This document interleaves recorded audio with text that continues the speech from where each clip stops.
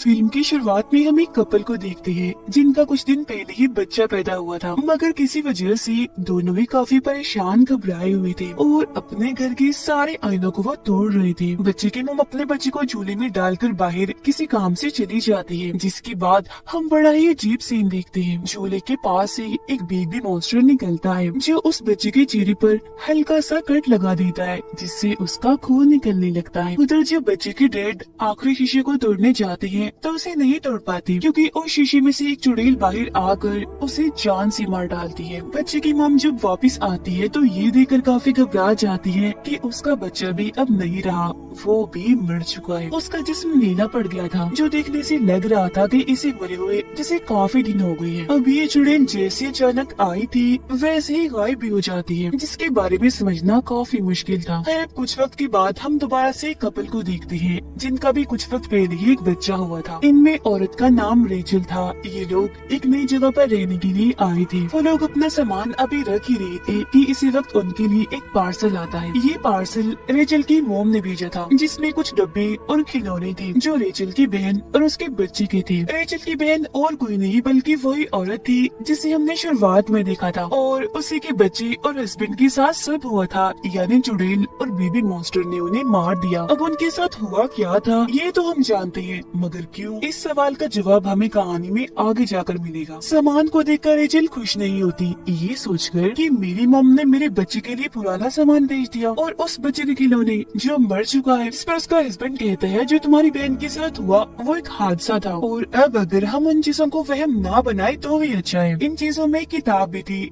जिसमें एक दूसरी जुबान में कुछ लाइन्स लिखी हुई थी, कुछ तस्वीरें थी और एक धुन भी बनी हुई थी। अब रेचल को तो ये जुबान समझ नहीं आती थी, मगर उसके हस्बैंड को थोड़ी बहुत आती थी, इसीलिए वो किताब को चेक करके बताता है कि ये जो लाइन्स और धुन है ये ललाबाई है, एक लोरी है। अब रेचल उसे गुनगुनाने लगती है, मगर एक कॉल की वजह से वो चुप हो जाती है और किताब को बंद कर देती है। अब कुछ दिन ऐसे गुजर जाते हैं। उनका बच्चा बाकी बच्चों की तरह हमेशा रोता रहता है, सोता भी नहीं है, इसलिए दोनों काफी परेशान हो गए थे। परेशान भी क्या, थक गए थे। ये सोचकर कि बच्चों को पालना आसान नहीं होता, दोनों ही अपने अपने काम से छुट्टी लेकर अपने बच्चे का ख्याल रख रही थी। रेचल एक बिजनेसमैन थी, जबकि उसका हस्बैंड एक आर्टिस्ट होता है। आज उसकी आर्ट्स, उसकी कला की एग्जीबिशन थी, यानी उसकी नुमाइश हो रही थी, इसीलिए उसका हस्बैंड काम पर चला जाता है और रेचल अकेली उसका ख्याल रखती है। वो उसे चुप करवा कर शांत करके सुलाने की कोशिश करती है, मगर वो सोता ही नहीं। फिर जब वो उसके लिए बेडशीट निकाल रही थी तो उसे वही किताब मिलती है जिसमें वो लोरी लिखी गई थी। उसे अब जैसे रेचल गुनगुनाती है तो उसका बच्चा अब बड़े ही आराम से सो जाता है। पर ठीक इसी वक्त पर हम देखते हैं कि घर की एक शीशे पर दरारें पड़ रही है, जो काफी अजीब था। रात को जब उसका हस्बैंड काम से लौटता है तो रेचल उसे बताती है कि मैंने बेबी को लैलाबाई लोरी सुनाई और वो बड़े आराम से सो गया, जिससे वो भी काफी खुश हो जाता है। इसके बाद वो दोनों सो जाते हैं, जिनके पास भी बेबी स्क्रीन रखी हुई थी जो उनके बच्चे के कमरे की थी। जहाँ तभी अचानक एक चुड़ैल झूले के पास से निकलकर उसके पास आने लगती है। रेचल को महसूस होने लगता है कि बच्चे के कमरे में कोई है, इसलिए वो फौरन उसके कमरे में जाती है, पर वहाँ पर तो कोई भी नहीं होता। लेकिन अलमारी का दरवाजा खुला हुआ था, जिसे चेक करने पर उसके अंदर भी कुछ नहीं होता। रेचल जब बेबी स्क्रीन को देखती है तो उसे लगता है कि शायद ये खराब हो गया, इसीलिए वो उसे कचरे में फेंक देती है। बाहर जब वो आ रही थी तो उसे हर जगह हलचल होती हुई महसूस होती है। वो पूरे घर को चेक करती है पर उसे कुछ भी नहीं मिलता। वो फिर जब शीशे में खुद को देख रही थी तो हम उसके पीछे चुड़ैल को भी देख पाते हैं जो उस पर नजर रख रही थी, पर रेचल उसे नहीं देख पाती। इसके अलावा उस टूटे हुए शीशे पर और भी दरारें आने लगती है। उसका हस्बैंड जब नहा रहा था तो रेचल उसके पास आती है, पर तभी उसे आईने में वही चुड़ैल दिखती है, जिससे वो काफी डर जाता है और उसे साइड पर धक्का देता है। इस चीज से रेचल काफी नाराज हो गई थी। इसके बाद वो जाती है नई बेबी स्क्रीन लेने के लिए, जहाँ पे उसे अचानक अंधेरा दिखता है, जिसके साथ साथ वो चुड़ैल भी जो उसे डरा रही थी, जिसे देख रेचल बहुत ही ज्यादा डर जाती है। जिसका मतलब था कि इनके घर में जरूर कोई अजीबोगरीब चीजें होना शुरू हो गई हैं, जो सिर्फ घर पर ही नहीं बल्कि बाहर भी हो रही है।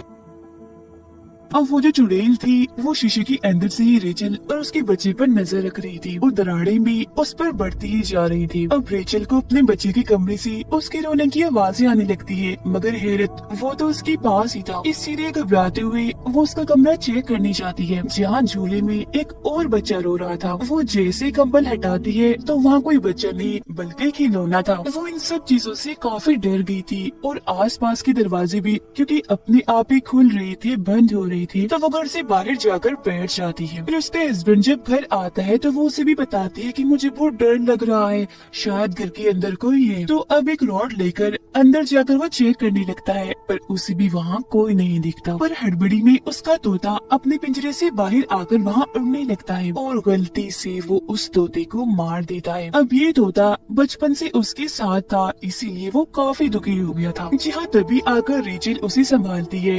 वो उसे कहती है कि शायद इस सब में मेरी गलती है, मैं अभी अपनी बहन की तरह पागल हो रही हूँ। जिस पर वो उसे समझाता है कि इसमें तुम्हारी कोई गलती नहीं है, तुम्हारी बहन तो पूरी ही पागल हो गई थी, जिसने हफ्तों तक अपने बच्चे की लाश को ढक कर रखा। तुम तो उसके जैसे बिल्कुल भी नहीं हो, तुम मत घबराओ। अब वो बताती है कि मुझे कोई चुड़ैल जैसी औरत दिखती है जो मुझे डराती है। जिस पर उसका हस्बैंड उसी किताब में रेचल को एक औरत दिखाता है और पूछता है कि क्या ये वो औरत है, क्योंकि ये मुझे भी दिखी थी जब मैं नहा रहा था। और ये किताब वाली औरत और कोई नहीं बल्कि वही चुड़ैल थी। दोनों ही काफी टेंशन में आ जाते हैं, पर किसी तरह खुद को संभालते हुए वो ये फैसला करते हैं कि ये जो कुछ भी है हम इसे साथ ही झेलेंगे और मिलकर ही इसका खात्मा करेंगे। अब रात को रेचल के हस्बैंड को अपने बच्चे के रोने की आवाज बाहर से आती है, जबकि वो तो उनके साथ ही सोया हुआ था। तब वो नींद में उठकर अपने बच्चे को चुप करवाने के लिए चला जाता है और घर से बाहर उस जगह पर आ जाता है जहाँ इन्होंने किताब को फेंका था। दरअसल रोने की आवाज इस किताब में से आ रही थी जो उन लोगों को अपने पास बुलाना चाहती थी। और अब उसका हस्बैंड किताब को लेकर वापिस आ जाता है। सुबह जब रेचल सो रही थी तो उसके पास उसका बच्चा भी था जो अचानक से ही गायब हो जाता है। बच्चे की आवाज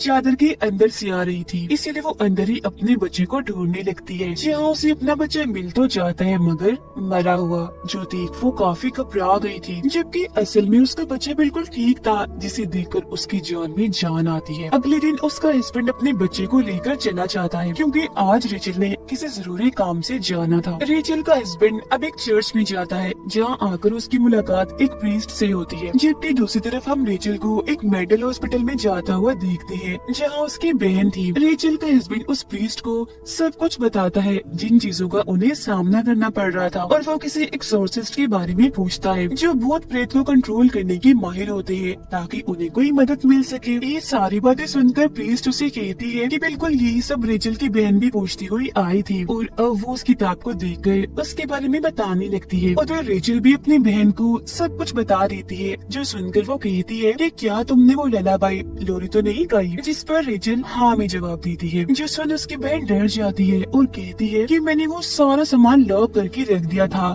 ताकि वो किसी को भी ना मिल सके, मगर वो तुम तक आ गया है, लोरी भी तुमने गा ली है, तो अब बहुत बुरा होगा। और अब रेचल की बहन और प्रीस्ट उस किताब के बारे में बताने लगते हैं। तो यहाँ अब सामने आएगी उस चुड़ैल और लोरी की कहानी। अब जैसा कि हम जानते हैं कि दुनिया बनने से पहले गॉड ने सबसे पहले एडम और ईव को बनाया था, पर अक्सर लोगों का कहना है कि उनसे पहले गॉड ने एक औरत को बनाया था जिसका नाम लिलिथ था, जो कि बहुत ही खूबसूरत थी। अब एडम ने एक खास किस्म की लोरी बनाई जो सुनकर लिलिथ हमेशा उनके पास आ जाया करती थी। लिलिथ उनके साथ रहना चाहती थी, मगर ईव की वजह से वो उसके साथ नहीं रहना चाहती थी, और लिलिथ की इसी गलती की वजह से उसे उस जगह से निकालकर जंगल में छोड़ दिया गया, जिसके बाद वो जंगलों में भटकती रही और वुल्व्स भेड़ियों के साथ रहने लगी। जिसके बाद उसने जन्म दिए डी फॉर्म बच्चे जो किसी भी तरह इंसान नहीं दिखती थी, वो नॉर्मल नहीं थे क्योंकि वो बस थोड़े बहुत इंसान थे, बाकी वुल्फ जैसे थे। फिर जब एडम और ईव के बच्चे पैदा हुए तो क्योंकि वो इंसान और प्यारे भी थे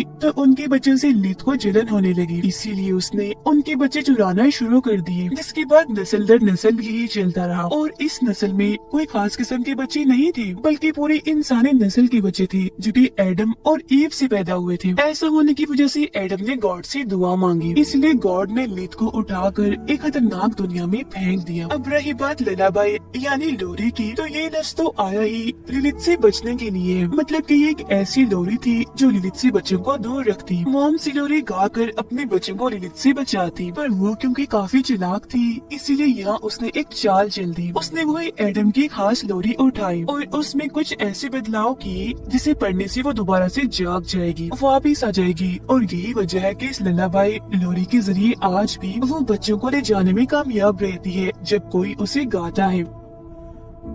उसकी बहन कहती है कि मैं तुम्हारे बच्चे को बचा सकती हूँ, बस मुझे यहाँ से निकालो, जिसके लिए रेचल मान जाती है। उधर रेचल का हस्बैंड उस प्रीस्ट से मदद मांगता है, जिस पर वो कहती है कि ये सिर्फ कहानियाँ हैं, झूठी दास्तान है, सच नहीं है, तो इसमें मैं तुम्हारी कोई मदद नहीं कर पाऊंगी और तुम भी रिलैक्स हो जाओ। जो सुनकर गुस्से में उसका हस्बैंड यहाँ से चला जाता है। घर आकर वो देखता है कि बाथरूम की सारी टैप्स टूटियां खुली हुई है जिनमें से पानी आ रहा था, तो वो अपने बच्चे को कमरे में छोड़कर उन्हें बंद करने वॉशरूम में चला जाता है, जहाँ तभी दरवाजा अचानक बंद हो जाता है। बाहर उसका बच्चा अकेला था, जहाँ तभी उसके पास बेबी मॉन्स्टर आता है, जो कि और कोई नहीं बल्कि लिलिथ के बच्चे हैं। और शुरुआत में भी झूले के पास हमने जिस बेबी मॉन्स्टर को देखा था जिसने बच्चे के चेहरे पर कट लगाया था, वो भी और कोई नहीं बल्कि लिलिथ का ही बच्चा था, क्योंकि ये भी दरअसल इंसान के बच्चों को पसंद नहीं करते थे। और वो रेचल के बच्चे के सामने शीशे का एक बर्तन तोड़ देते हैं, जिससे बच्चे के सामने ढेर सारा कांच बिखर जाता है, जिससे कि उसे किसी भी वक्त लग सकता था। उधर बाथरूम में रेचल के हस्बैंड को भी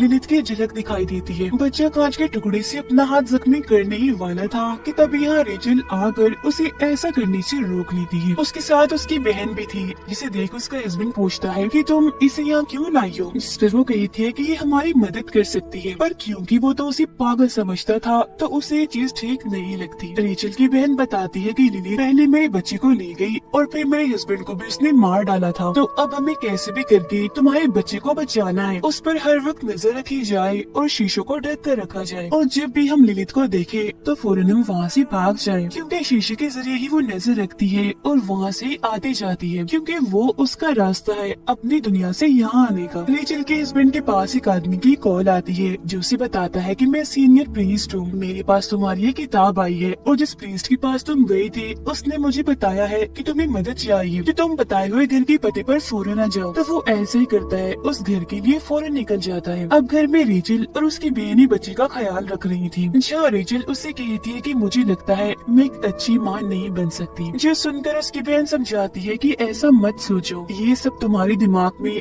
लिलिथ ने डाला है, ये उसकी चाल है, क्योंकि ऐसे करके वो तुम्हारे भरोसे को तोड़ना चाहती है, जिसके बाद वो आसानी से तुम्हारे बच्चे को ले जाएगी। तो इसीलिए तुम्हें हिम्मत और भरोसा रखना होगा। रेचल का हस्बैंड दिए हुए पते पर पहुंचकर सीनियर प्रीस्ट से मिलता है, जो किताब चेक करके उसे बताती है कि इसमें जो लोरी लिखी है वो किसी ने गाई है। जिस पर वो कहता है कि हाँ मेरी वाइफ रेचल ने गाई थी, जिसके जवाब में प्रीस्ट कहते हैं कि इस वजह से अब तुम्हारा बच्चा लिलिथ की नजर में है, तो सबसे पहले तुम्हें अपने बच्चे को लिलिथ से बचाना है। और हाँ, वो बच्चे को सीधा डायरेक्ट आकर नहीं ले जाती, उसे नहीं मारती, बल्कि उसका प्रोसेस किसी रिचुअल जादू की तरह होता है, जिसे पूरा करके ही वो बच्चे तक पहुंच सकती है। इस रिचुअल में 3 स्टेप्स होते हैं, जिनके पूरा होते ही इस दुनिया का दरवाजा खुलता है और वो आ जाती है। पहला स्टेप था उस लोरी को गाना, फिर दूसरा घर में किसी जानवर परिंदे का खून पीना, जिस पर फौरन रेचल का हस्बैंड कहते हैं कि हाँ मेरे तोते का खून बहा था, वो मर गया है, जिसका मतलब था कि अब आखिरी तीसरा स्टेप ही बचा है रिचुअल पूरा होने में, और वो है उनके बच्चे का एक बूंद खून बहना। जब ऐसा होगा तो लिलिथ उसे लेने आ जाएगी, यानी कि शुरुआत वाले बच्चे को जो कट लगा था उसके खून बहने की वजह से ही लिलिथ उसे ले जा पाई थी। और ये सब और कोई नहीं बल्कि लिलिथ के बच्चे करते हैं, और उन्होंने रेचल के बच्चे के सामने भी ग्लास का बर्तन इसलिए तोड़ा था ताकि उसका खून बहे और रिचुअल पूरा होते ही लिलिथ आकर उसे ले जाए।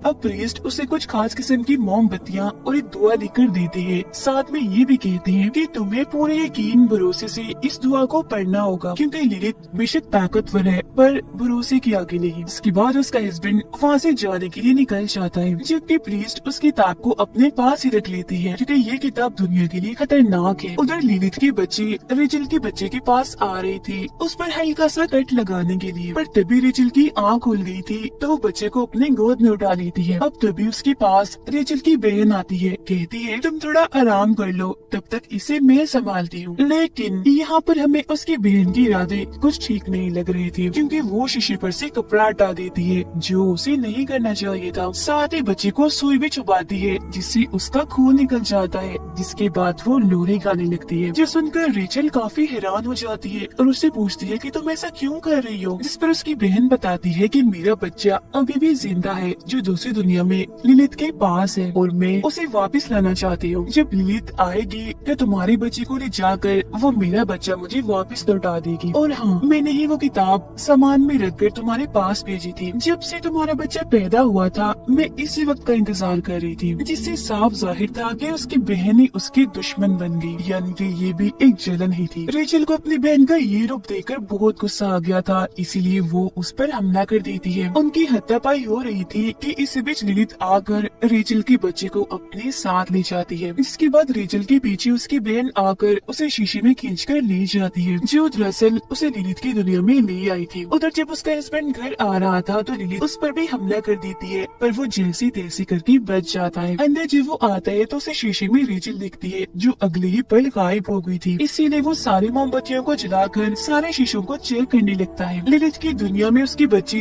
रेचल पर हमला कर देती है, पर वो जैसी तैसी उनसे बच जाती है। जहाँ तभी उसके पास उसकी बहन आकर कहती है कि अपने बच्चे को बुलाओ पूरे यकीन से, क्योंकि ऐसा करके ही हम उसे ढूंढ पाएंगे और दोनों बच्चों को बचा पाएंगे। अब रेचल जैसे अपने बच्चे का नाम लेती है तो उसे उसकी आवाज भी आने लगती है, जिसका वो पीछा करने लगती है। लिलित फिर रेचल के हस्बैंड पर हमला करने के लिए आती है और उन मोमबत्तियों को भी बुझा देती है, मगर जब वो धुआं पड़ने लगता है वो भी पूरे यकीन के साथ तो मोमबत्तियां दोबारा से जल जाती है, जिस वजह से लिलित वहाँ से चली जाती है। उधर रेचल एक कमरे में जाती है जहाँ उसे अपना बच्चा भी मिल जाता है, पर तभी इधर लिलित आकर उस पर हमला करके बच्चे को उससे छीन लेती है। उसकी बहन भी वहाँ आ चुकी थी, जो लिलित पर हमला करके बच्चा लेती है और रेचल के हाथ में देकर कहती है कि जल्दी करो, भाग जाओ यहाँ से। खुद वो लिलित को रोकने में लग जाती है, पर अपनी खतरनाक लोरी को सुनाकर लिलित उसे भी मार डालती है। उधर जब रेचल भाग रही थी तो सारे शीशे टूटने लगते हैं, जिनसे बचने के लिए रेचल अब और भी तेज भागने लगती है। यहाँ उसकी मदद कर रही थी उसके हस्बैंड की दुआ करने की आवाजें, और अब इससे पहले उसके घर का भी शीशा टूटता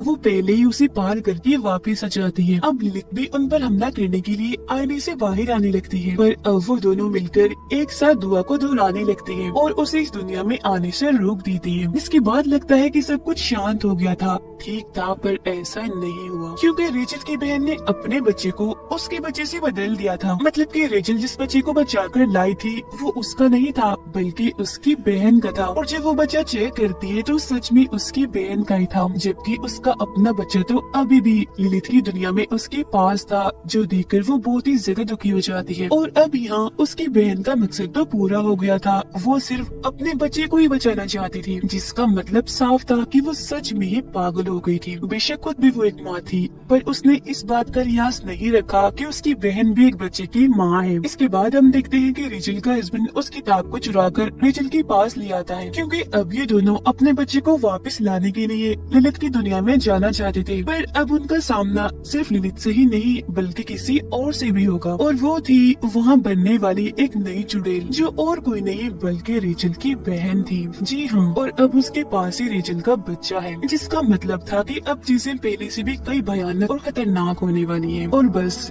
इसे ड्राउनी एंडिंग के साथ ही ये कहानी इधर ही खत्म हो जाती है।